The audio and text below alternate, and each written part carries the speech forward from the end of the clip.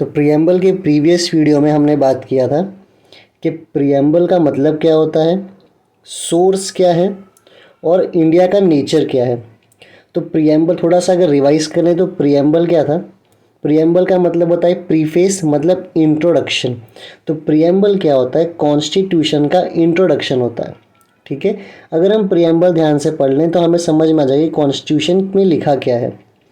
फिर हमने बात की थी सोर्स की या पावर की, वो कहाँ से आती है प्रियम्बल को, वो आती है we the people of India, ये हमने डिस्कस किया था। और फिर हमने बात किया था हमारा देश कैसा होगा, कैसा हमारा देश रहेगा, कैसा हमारे देश का नेचर है, कैरेक्टरिस्टिक क्या है हमारे देश का, नेचर क्या है, वो हमने बात किया था। और वो है सोवरेन, सोशलिस्ट, सेक्युलर, डेमोक्रेटिक और रिपब्लिक। सोवरेन का मतलब था कि हम किसी के भी अंडर में नहीं है, हम अपने हिसाब से फ्रीली अपना डिसीजन अब ले सकते हैं, चाहे वो इंटरनल डिसीजन लेना हो या फिर एक्सटर्नल डिसीजन लेना हो। मतलब हम किसी के अंडर नहीं है अभी। पर इसमें एक क्वेश्चन आता है, मैंने पिछले वीडियो में इसको डिस्कस नहीं किया था ताकि पहले बेस बन जाए। अब धीरे धीरे थोड़ा डिटेल में जाते हैं। क्वेश्चन क्या आता है कि देखो, इंडिया ने यूएन, यूनाइटेड नेशन ऑर्गेनाइजेशन को ज्वाइन किया हुआ है, यूएनओ को। अब यूनाइटेड नेशन ऑर्गेनाइजेशन इंडिया को बोलती है कि तुम्हें ये काम करना है या फिर तुम ये काम नहीं कर सकते, कोई भी एक ऐसी बात यूएन ने हमें बोल दी। तो अब तो भाई हमें यूएन की बात माननी, अब तो यूएन ने हमें बोल दिया है कि तुम्हें ये काम करना है, तो कैसे हम सोवरेन हुए। और सोवरेन का मतलब क्या था, सोवरेन का मतलब था कि हम फ्री हैं, चाहे इंडिया के अंदर कोई डिसीजन लें या फिर इंडिया हमारे देश को लेके हम देश के अंदर कुछ भी करें। तो इसका मतलब क्या था, हम सोवरेन है कि हम फ्री हैं, हमें किसी के दबाव नहीं है। पर यूएन तो हमें एक बात बोल रहा है कि भाई ये करो। तो अब यूएन का क्या आ रहा है, एक दबाव आ रहा है क्योंकि हम यूएन के मेंबर हैं।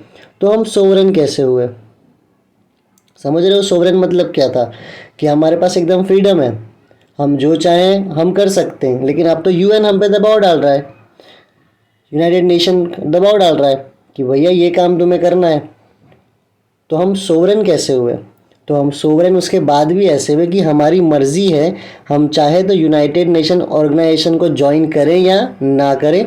और मान लो हमने ज्वाइन अप कर भी रखा है, उसके बावजूद हमारी मर्जी है, हम चाहें तो यूएन की बात माने या फिर उसकी बात को ना माने। तो ऐसी कोई भी ऑर्गेनाइजेशन जो हमको हमें आके बोलती है कि तुम्हें ये काम करना चाहिए, वो तब भी हमारी मर्जी है, चाहे तो हम वो काम करें या तो हम वो काम ना करें। इसीलिए इंडिया क्या है, एक सोवरेन नेशन है। ये किसी के दबाव में आके हमें कुछ करना नहीं है, हम अपने हिसाब से कुछ भी कर सकते हैं। अच्छा, इंडिया सोवरेन है, क्या इंडिया में रहने वाले हम इंडियंस, हम सिटीजन्स, क्या हम सोवरेन हैं। मतलब क्या हमें जो मन करेगा हम वो काम कर सकते हैं, हमें फ्रीडम है। सोचो इस बात पे कि भाई हमारा देश तो सोवरेन है, इसे किसी से पूछने की ज़रूरत नहीं है, इसका जो मन करे देश के अंदर ये लोग आप हम कर सकते हैं। पर क्या हमारे देश के सिटीजन सोवरेन है, ये सोचो। देखो, हम सिटीजन्स सोवरेन नहीं है, हमें वो एक लिमिट है, और वो लिमिट क्या है, लॉ। हम वो काम करेंगे जो कानून नियम के दायरे में हो, उसके बाहर हम कुछ नहीं कर सकते। मान लो तुमने यहाँ पे पढ़ लिया कि भाई हमारा देश सोवरेन है, और तुम्हें लगे यार हम भी सोवरेन हो चुके हैं, तुम जाओ गन लेके, चाकू लेके किसी को मार वार दो कि मेरी मर्जी में कुछ भी करूँ। तो भाई ऐसे नहीं कर सकते। जो हम सिटीजन्स हैं, हम एक लॉ से, एक लॉ है, एक दायरा है, उसके अंदर रह के जो काम करना है कर लो, लेकिन अगर उसके बाहर कुछ करोगे तो तुम्हें पनिशमेंट मिलेगी। ठीक है, तो ये होता है सोवरेन। उसके बाद हमने बात की थी सोशलिस्ट। सोशलिस्ट का मतलब क्या होता है कि इंडिया ने कौन सा सोशलिज्म को अपनाया था, मिक्स्ड इकोनॉमी को। मिक्स्ड इकोनॉमी मतलब क्या होता है कि यहाँ पे गवर्नमेंट भी काम करेगा और प्राइवेट भी काम करेगा। सोशलिज्म का और भी ये मतलब होता है कि सबको कमाने का इक्वल अपॉर्चुनिटी मिलेगा। अब ये बात याद रखना, हम आगे इसको बात करेंगे कि कमाने के इक्वल अपॉर्चुनिटी का मतलब क्या है। तीसरा देखते हैं सेक्युलर, इसके बारे में हमने बात किया था। सेक्युलर का मतलब क्या था कि स्टेट का अपना और कोई रिलीजन होता नहीं है। अब मैं बार बार ये वर्ड स्टेट बोल रहा हूँ तो तुम्हें लग रहा होगा कि स्टेट का मतलब होता है Maharashtra state, Gujarat state, Rajasthan state, लेकिन पॉलिटी में स्टेट का मतलब कुछ और होता है। स्टेट का मतलब पार्लियामेंट हो गया, लेजिस्लेचर हो गया, ये सब होता है। तो ये स्टेट का एग्जैक्ट डेफिनेशन क्या है, अभी मान लो गवर्नमेंट, लेकिन जब हम आर्टिकल आगे पढ़ेंगे, आर्टिकल 12 पढ़ेंगे, तो तुम्हें एग्जैक्ट मालूम पड़ेगा कि स्टेट होता क्या है। मैं क्यों एकदम बेसिक से चल रहा हूँ, क्योंकि 7th के कुछ बच्चे पढ़ रहे हैं इसमें से, कुछ 10th के पढ़ रहे हैं, तो कुछ एग्ज़ाम्स एनडीए के एग्ज़ाम के लिए पढ़ रहे हैं। तो मैं चाहता हूँ कि 7th से लेके किसी भी लेवल तक बच्चे अगर पढ़ रहे हैं तो उनको समझ में आना चाहिए। तो सेक्युलर का मतलब क्या है कि जो सरकार है, जो स्टेट है, उसका अपना कोई रिलीजन नहीं है, लेकिन वो हर किसी को कैसा ट्रीट करेगा, इक्वल ट्रीट करेगा। डेमोक्रेटिक का मतलब क्या था, डेमोक्रेटिक का मतलब था अल्टीमेट पावर किसके पास है, अल्टीमेट पावर किसके पास है, हम लोगों के पास है, पीपल के पास है अल्टीमेट पावर। ठीक है, ये किसका मतलब था, डेमोक्रेटिक का। अच्छा अब याद रखो, डेमोक्रेसी जो होती है ना वो दो टाइप की होती है। जो डेमोक्रेसी होती है वो कितने टाइप की होती है, दो टाइप की। एक होती है डायरेक्ट डेमोक्रेसी और एक होता है इनडायरेक्ट डेमोक्रेसी। देखो कैसे, डेमोक्रेसी का मतलब क्या हो गया, डेमोक्रेटिक कंट्री का मतलब क्या हो गया, ऐसा देश जहाँ पे अल्टीमेट पावर किसके पास है, उस देश के लोगों के पास है, सिटीजन के पास है, उस देश के पीपल के पास है। लेकिन डेमोक्रेसी दो टाइप की होती है, एक डायरेक्ट और एक इनडायरेक्ट। डायरेक्ट डेमोक्रेसी का मतलब क्या होता है कि मान लो कोई भी नियम लाना है, कोई भी रूल लाना है, तो उस देश के सारे लोग बैठेंगे और वो लोग डिसाइड करेंगे कि भाई ये रूल आना चाहिए या नहीं आना चाहिए। पर क्या इंडिया में ये पॉसिबल है कि हम सारे लोग एक साथ जाके बैठ जाएं और कोई नया नियम बनाएं? ये पॉसिबल नहीं है, क्योंकि हमारा पॉपुलेशन बहुत ज़्यादा है। तो इंडिया ने क्या किया, इंडिया ने अपनाया है इनडायरेक्ट डेमोक्रेसी। इनडायरेक्ट डेमोक्रेसी मतलब हम जाके कुछ पर्टिकुलर लोग को वोट कर देंगे और वो लोग जाके क्या करेंगे, लॉस रूल्स को बनाएंगे और देश को चलाएंगे। तो इसे हम कहते हैं इनडायरेक्ट डेमोक्रेसी, जहां हम डायरेक्टली कोई रूल नहीं बना रहे, हम कुछ पर्सन्स को वोट करके जिता दे रहे हैं और वो लोग जाके रूल बना रहे हैं। तो डेमोक्रेसी कितने टाइप की होती है, दो टाइप की, एक होती है डायरेक्ट डेमोक्रेसी और एक होती है इनडायरेक्ट। डायरेक्ट में डायरेक्ट पीपल पार्टिसिपेट करते हैं और इनडायरेक्ट में हम वोट करते हैं और वो लोग जाके काम करते हैं। ये बात समझ में आया? ठीक है। तो डायरेक्ट डेमोक्रेसी में जो लोग होते हैं वो लोग ही जाके सारे साथ में बैठे कोई लॉ को बना देंगे। पर इनडायरेक्ट में क्या लोग डायरेक्ट जाके करते हैं? नहीं, लोग जाके पहले वोट करते हैं, जो जीतेगा वो जाके लॉ बनाएगा। इसे हम कहते हैं इनडायरेक्ट डेमोक्रेसी। और हमारे देश में कौन सी डेमोक्रेसी है? Indirect democracy. ठीक है, आगे बात करते हैं रिपब्लिक। रिपब्लिक का मतलब हमने क्या पढ़ा था? रिपब्लिक मतलब था कि जो हमारे देश का कोई भी ऑफिस है, चाहे वो प्रेसिडेंट का ऑफिस क्यों ना हो, वहाँ पे क्या कोई हेरिडेटरी है राइट्स, मतलब हेरिडेटरी मतलब जिसके पिताजी, जिसके फादर प्रेसिडेंट है, उनका बेटा ही प्रेसिडेंट बन जाएगा, तो ऐसा नहीं है। क्या होगा, प्रॉपर पूरा इलेक्शन होगा और जो जीतेगा वो जाके प्रेसिडेंट बन जाएगा। तो यहाँ तक हमने पढ़ लिया था, we the people of India having solemnly resolved to constitute India into sovereign socialist secular democratic Republic.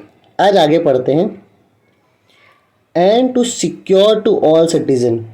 क्या लिखा हुआ है? And to secure. सिक्योर का मतलब होता है कि हमारा एम क्या है। एम, मैंने कल बात किया था ना कि हम प्रियम्बल में चार चीज़ समझते हैं।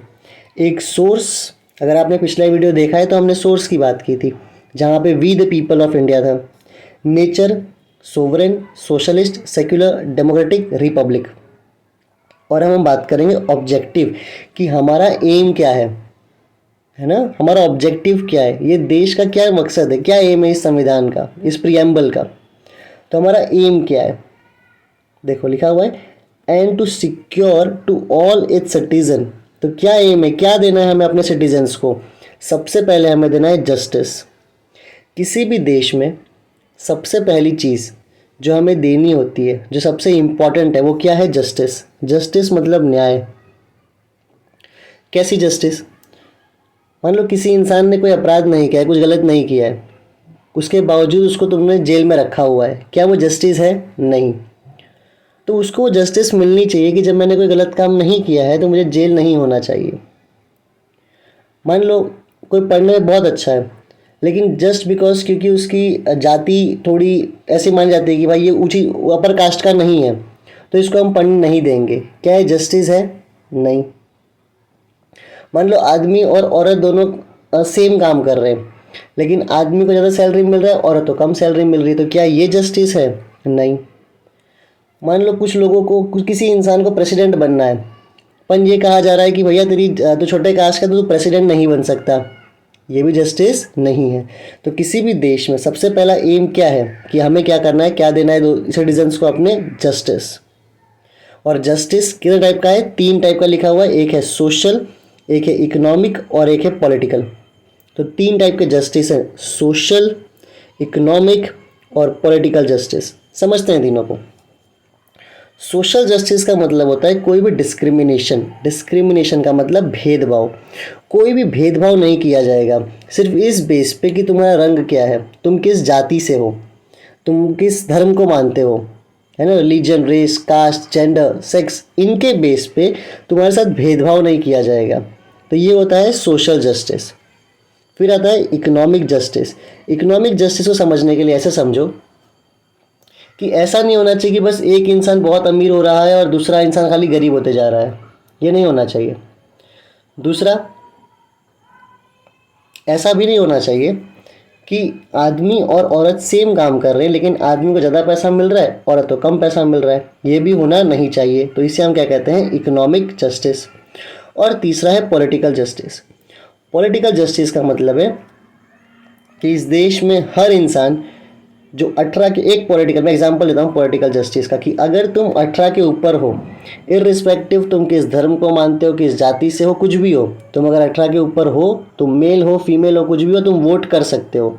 ये है बेटा पॉलिटिकल जस्टिस। और क्या है पॉलिटिकल जस्टिस में?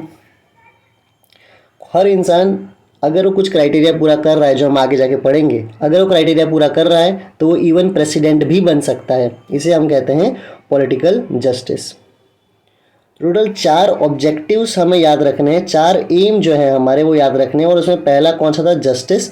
और जस्टिस में कितना है? सोशल, इकोनॉमिक और पॉलिटिकल। दूसरा है लिबर्टी। लिबर्टी का मतलब होता है छूट, एक फ्रीडम मान लो। तो सबसे पहले एक देश का हमारा एम क्या था कि हमें जस्टिस देना है, मतलब न्याय। और न्याय के बाद जो दूसरा सबसे इंपॉर्टेंट है वो क्या है? लिबर्टी। लिबर्टी मतलब एक छूट देना है। किन चीज़ों की लिबर्टी? लिबर्टी ऑफ थॉट, तुम जो चाहो वो सोच सकते हो, लिबर्टी ऑफ थॉट। और जब तुम उसको सोच रहे हो तो तुम उसको एक्सप्रेस भी कर सकते हो। तो liberty of thought, liberty of expression, है ना। तुम एक चीज़ सोच रहे हो, फिर तुम उसको एक्चुअल में करना चाहते हो, दिखाना चाहते हो, तो उसको दिखा भी सकते हो। तो तुम्हारे पास ये लिबर्टी है, ये फ्रीडम है सोचने की भी, उसको एक्सप्रेस करने की भी। फिर और 3 चीज़ें, बिलीव, फेथ एंड वर्शिप। अब तीनों को समझते हैं। बिलीव का मतलब होता है कि किसी चीज़ को सच मानना। फॉर एग्जाम्पल मान लो कि कोई एक सुपर पावर, कोई भगवान का पावर, भगवान को मानना है, तो तुम्हारी एक बिलीव है, एक विश्वास है कि यार मुझे ना बिलीव है कि ये चीज़ है, तो उसे हम क्या कहते हैं? बिलीव। तो तुम्हारे पास लिबर्टी है कि तुम जो चाहो तुम उसे मान सकते हो।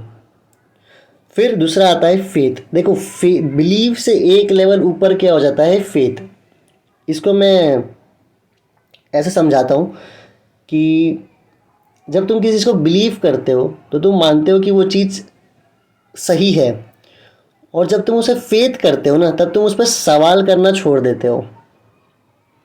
फॉर एग्जाम्पल, एक तुम्हारा बिलीव है कि भगवान है और एक तुम्हारा फेथ है कि भगवान है। जब तुम फेथ करते हो ना, तब तुम सवाल करना ही छोड़ देते हो।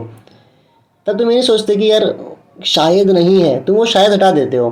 तुम्हारा कंप्लीट फेथ है कि भैया है ही है। तो एक होता है बिलीफ, जहाँ पे तुम यकीन करते हो, और फेथ जहाँ पे तुम सवाल पूरे छोड़ देते हो। तुम्हारा पूरा फेथ है कि हाँ भाई ये है ही है, जिसे कहते हैं तुम्हारी पूरी श्रद्धा है उस चीज़ में। ठीक है, एक है यकीन, एक है श्रद्धा। और तीसरा है बेटा वर्शिप, कि जिस चीज़ पे तुम यकीन कर रहे हो, जिस चीज़ पे तुम श्रद्धा रख रहे हो, उसका तुम वर्शिप कर सकते हो, उसकी तुम पूजा कर सकते हो। वर्शिप तो समझ ही रहे होगे। तो लिबर्टी है हमारे पास सोचने की, उसे एक्सप्रेस करने की, उस चीज़ को मानने की, उस पर पूरी तरीके से विश्वास करने की और वर्शिप करने की। इसे हम कहते हैं लिबर्टी। तो liberty of thought, expression, belief, faith and worship. अच्छा, यहीं से मैं तुम्हें एक और पॉइंट याद दिला दूं जो हमने पिछले क्लास में कवर नहीं किया था, और यही रीज़न है कि मैंने क्यों नहीं बताया था।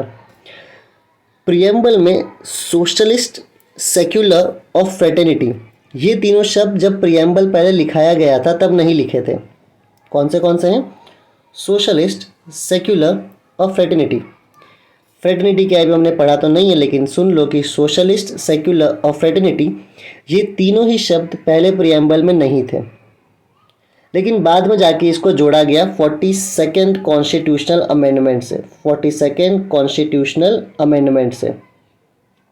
देखो, अमेंडमेंट मतलब भी बच्चों को इतना नहीं क्लियर होता है। अमेंडमेंट का मतलब मान लो एक मॉडिफिकेशन, संविधान में एक चीज़ मॉडिफाई करना, चेंज करना, उसे हम क्या कहते हैं? अमेंडमेंट। तो जब 42nd time amendment, 42nd time change किया गया था संविधान को, तब उसमें हमने कुछ शब्द को ऐड किया प्रियम्बल में। वो था सोशलिस्ट, सेक्युलर और फ्रेटर्निटी। तो जब प्रियम्बल पहले संविधान में था, जब प्रियम्बल है तो उसमें प्रियम्बल में पहले सेक्युलर शब्द नहीं था। क्या इसका ये मतलब है कि जब शब्द नहीं था और ये आया है 1976 में? ये शब्द कब जोड़ा गया था? 42nd अमेंडमेंट कब हुआ था? 1976 में। तो क्या 1976 के पहले हमारा देश सेक्युलर नहीं था? क्योंकि सेक्युलर शब्द जो है वो किस साल में जोड़ा गया? 1976 में। तो क्या इसका मतलब ये है कि पहले हमारा देश सेक्युलर नहीं था? तो ऐसा बिल्कुल नहीं है। हमारा देश पहले भी सेक्युलर था, बस खाली शब्द नहीं लिखा था, लेकिन सेक्युलर था। कैसे? देखो, जस्ट हमने पढ़ा कि हमारे पास लिबर्टी है, thought, expression, belief, faith and worship. हम जिस चीज़ पे चाहें यकीन करें, जिस चीज़ पे चाहें उसकी पूजा कर सकते हैं। यही है इंडियन डेफिनेशन ऑफ सेक्युलर, है ना। सेक्युलर का मतलब क्या था? कि स्टेट का अपना कोई रिलीजन नहीं होगा और वो हर रिलीजन को इक्वल ट्रीट करेगा। तो ये शब्द कब जोड़ा गया? 1976 में। पर क्या उसके पहले हम सेक्युलर नहीं थे? हम बिल्कुल थे सेक्युलर। कैसे? हमने पहले ही प्रियम्बल में लिखा हुआ था कि तुम्हारे पास लिबर्टी है, तुम जो चाहो सोचो, एक्सप्रेस करो, मानो, उसकी पूजा करो। तो शब्द भले ही 1976 में लिखाया गया था, लेकिन उसके बावजूद हम पहले से ही सेक्युलर देश हैं। ठीक है, तो ये भी याद रखना कौन से शब्द 1976 42nd कॉन्स्टिट्यूशनल अमेंडमेंट से लिखे गए थे? सोशलिस्ट, सेक्युलर और फ्रेटर्निटी। अगला ऑब्जेक्टिव देखते हैं, वो है equality. Equality of status and opportunity and to promote among them all. तो इक्वालिटी रखना है। सबसे पहले क्या ऑब्जेक्टिव या एम था? जस्टिस, फिर लिबर्टी, और अब क्या है? इक्वालिटी। इक्वालिटी मतलब सबको समान रखना है, एक समान रखना है। इक्वालिटी ऑफ स्टेटस, कोई किसी से बड़ा नहीं, कोई किसी से छोटा नहीं, सब लोग क्या है? एक समान है। तो इक्वालिटी ऑफ स्टेटस तो हो गया कि सब लोग एक समान है। एंड अपॉर्चुनिटी, ये बहुत इंपॉर्टेंट वर्ड है, and opportunity. Equality of opportunity का मतलब क्या होता है? इक्वालिटी ऑफ अपॉर्चुनिटी का मतलब ये है कि हर किसी को इक्वल अपॉर्चुनिटी है पैसा कमाने का। फॉर एग्जाम्पल, इसको एक एग्जाम्पल समझते हैं। मान लो किसी एक पर्टिकुलर इंसान के पास 600 करोड़ रुपया है। ठीक है, अच्छा लगा सुन के, मुझे भी बोल के। तो कितने करोड़ रुपया हैं? 600 करोड़ रुपया किसी एक इंसान के पास है। अब क्या हम ये करें कि भाई इस इंसान के पास जाए कि यार तू ना ये 600 करोड़ रुपया सब में इक्वल बांट दे? तो क्या ये अच्छी बात है कि किसी एक इंसान ने बड़ी मेहनत से 600 करोड़ रुपया कमाए और हमने उसे बोल दिया कि भैया देश में गरीबी बहुत है, तो इन 600 करोड़ के आकर जाके बांट दे? मतलब मैं ये बोल रहा हूँ कि जितने भी रिच लोग हैं वो क्या करें कि गरीब लोगों को जितने भी उनके पास पैसे हैं सब जाके बांट दिया जाए। क्या ये चीज़ अच्छी है? भाई जो रिच है उसने मेहनत किया है, नहीं किया? बिल्कुल मेहनत किया। तो क्या उन चीज़ों को उसे अपना पैसे को दे देना चाहिए? ऐसा हम नहीं बोल रहे। हम क्या बोल रहे हैं? Equality of opportunity. भाई सबको समान इक्वल मौका मिलेगा पैसा कमाने का। अब फिर चाहे जो जितना कमा ले, लेकिन मौका सबको कैसा मिलने वाला है? इक्वल। ठीक है, तो मौका जो है वो अपॉर्चुनिटी मतलब मौका, जो मौका है पैसा कमाने का वो सबको क्या है? इक्वल। जैसे आप भी स्कूल में पढ़ रहे हो, कोई एनडी के लिए पढ़ रहा है, कोई यूपीएससी के लिए पढ़ रहा है, तो तुम सबके पास मौका तो इक्वल है ना कि पढ़ाई करो, जो चाहे एग्ज़ाम क्लियर करो और महान बन जाओ। इसको बोलते हैं इक्वालिटी ऑफ अपॉर्चुनिटी। ठीक है, इक्वालिटी तो जस्टिस हो गया, लिबर्टी हो गया, इक्वालिटी हो गया। नेक्स्ट है फ्रेटर्निटी। फ्रेटर्निटी का मतलब होता है ब्रदरहुड, भाईचारा। ये एक इमोशनल कंपोनेंट जोड़ा गया है। ब्रदरहुड मतलब, फ्रेटर्निटी का मतलब क्या होता है, ब्रदरहुड मतलब एक भाईचारा बना के रखना है देश में। देखो हमारे देश में इतने सारे रिलीजन है, इतना अलग कल्चर है, सब कुछ अलग है, तो बहुत ज़रूरी है कि हम आपस में भाईचारा बना के रखें। इसलिए शब्द लिखा गया है फ्रेटर्निटी।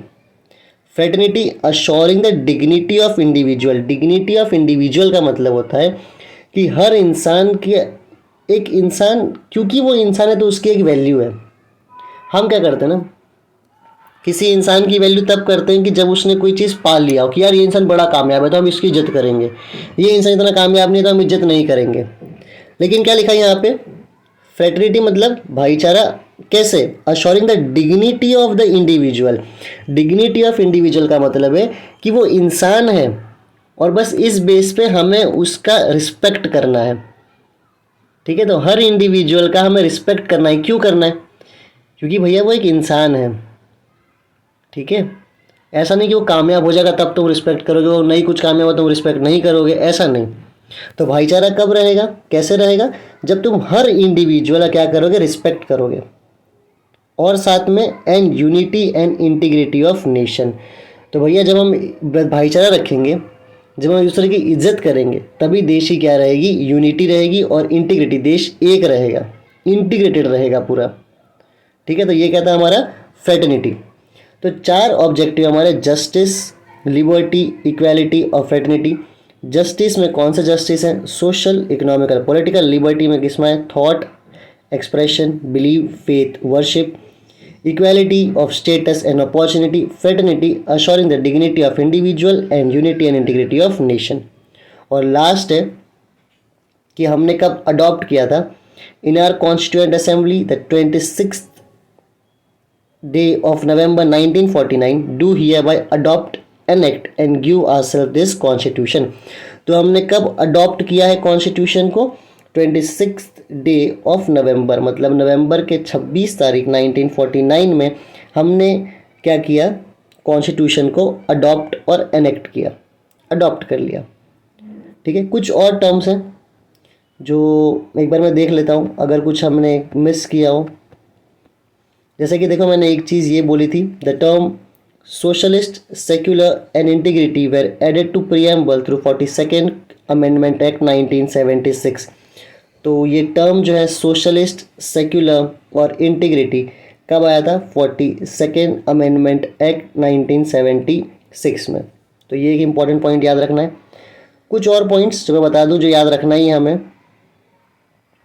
एक मिनट, ये सब हमने पढ़ लिया है तो मुझे भी याद है कुछ और पॉइंट्स हैं। ठीक है, देखो एक ये पॉइंट है, ध्यान से देखना इसको, ये काफ़ी MCQs में आते हैं। The objective resolution moved on 13th of December 1946 by Pandit Jawaharlal Nehru, which provided the philosophy and guiding principle for framing the constitution and later took the form of preamble of Indian constitution और constitution of India। इसका मतलब समझो, पंडित जवाहरलाल नेहरू ने एक objective resolution लिखा था। क्यों लिखा था, ये बताने के लिए एक गाइडिंग प्रिंसिपल बता रहे थे, वो एक बता रहे थे, एक फिलॉसफी बता रहे थे कि हमारा संविधान कैसा होना चाहिए, हमारा संविधान में क्या क्या होना चाहिए। तो पंडित जवाहरलाल नेहरू जी 13 दिसंबर 1946 को उन्होंने एक चीज़ लिखी, उसका नाम क्या है, ऑब्जेक्टिव रिजोल्यूशन, जिसमें उन्होंने ये बताया था कि हमारे संविधान कैसा होना चाहिए, हमें संविधान में क्या क्या लिखना है। यही ऑब्जेक्टिव रिजोल्यूशन जो पंडित जवाहरलाल नेहरू ने 13 दिसंबर 1946 में लिखा था, वही आगे जाके later took the form of preamble, वही आगे जाके क्या बन गया, हमारे देश का प्रीएम्बल बन गया। तो ये पॉइंट बहुत आता है कि जो ये प्रीएम्बल था, ये पहले क्या था, ये था ऑब्जेक्टिव रिजोल्यूशन। किसने लिखा था, पंडित जवाहरलाल नेहरू। कब लिखे थे, 13 दिसंबर 1946। और क्यों लिखे थे, वो ये बता रहे थे कि भाई हमारा संविधान कैसा होना चाहिए। ठीक है, ये भी पॉइंट याद रखना है। 2 पॉइंट और याद रख लो, the concept of liberty, equality and fraternity. अभी हमने बात की लिबर्टी की, इक्वालिटी की और फ्रेटर्निटी की। ये कंसेप्ट हमने अडॉप्ट किया है फ्रेंच रिवॉल्यूशन से। कहाँ से अडॉप्ट किया है, फ्रेंच रिवॉल्यूशन। तो लिबर्टी, इक्वालिटी और फ्रेटर्निटी, ये कंसेप्ट कहाँ से आया है? फ्रेंच रिवॉल्यूशन से। और social, economic and political justice, ये कहाँ से हमने अडॉप्ट किया है, कहाँ से लिया है? रशियन रिवॉल्यूशन से। कहाँ से लिया है? रशियन रिवॉल्यूशन से। तो social, economic and political justice, ये कहाँ से है? रशियन रिवॉल्यूशन से। मतलब जो जस्टिस वाला पार्ट हमने देखा था वो कहाँ से? रशियन रिवॉल्यूशन से। और बाकी जो ऑब्जेक्टिव्स थे, लिबर्टी, इक्वालिटी, फ्रेटर्निटी, वो कहाँ से? फ्रेंच से। तो ऑब्जेक्टिव हमने 4 देखे थे ना, जस्टिस, उसके बाद में लिबर्टी, इक्वालिटी और फ्रेटर्निटी। इसमें जस्टिस कहाँ से लिया है हमने? जस्टिस हमने लिया हुआ है रशियन रिवॉल्यूशन से। और बाकी के 3, लिबर्टी, इक्वालिटी, फ्रेटर्निटी, कहाँ से लिया है हमने? फ्रेंच रिवॉल्यूशन से, वहाँ से हमने अडॉप्ट किया, वहाँ से लिया। ठीक है, तो आई होप आपको ये समझ आया हो कि प्रीएम्बल का मीनिंग क्या होता है। मेक श्योर करो कि प्रीएम्बल समझना और साथ साथ में उसे एक बार, जिनका एग्ज़ाम है वो प्रीवियस ईयर पेपर जाके, जैसे कोई अगर एनडीए दे रहा है तो एनडीए का गूगल करे कि एनडीए का प्रीवियस ईयर क्या क्या क्वेश्चन आ चुका है प्रीएम्बल से, वो चेक कर सकते हैं। और एक और वीडियो नेक्स्ट या फिर मैं कभी ना कभी डालूंगा, वो होगा प्रीएम्बल से रिलेटेड कुछ केस पे, तो वो हम अगले वीडियो में करेंगे। Thank you. अब नेक्स्ट वीडियो में मिलेंगे किसी और टॉपिक के साथ।